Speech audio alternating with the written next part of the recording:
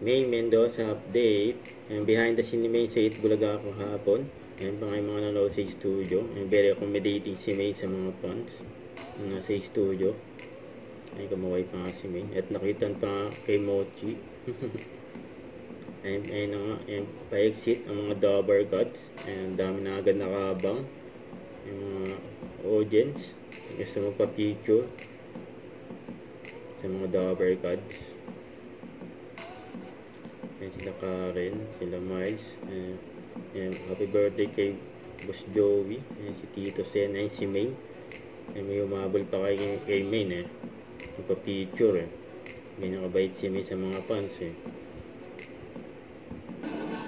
Ayan, nakagat labi. Ayan mga Dabber Gods.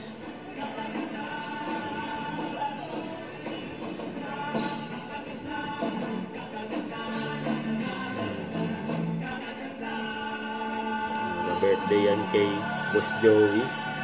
Nag-compose. So, ito pa ang kulit pa nila May dito eh. Sa Ian eh. Kayo pala yan? Sa post ni Ian Red. What do you say about Australia? It's a beautiful home. No way! Seryoso? Libre mo? You know me. Pakayabang. Yes. Hindi ko natin alam kung ganito po talaga Give her discount also. Sa pagkakaalam ko. Yeah. Kapag may camera. Kapag wala, bakit nakabili kami eh. Don't forget to subscribe, click the notification bell for more updates. This is Victor the Action Vlog. Stay tuned for more videos. See ya.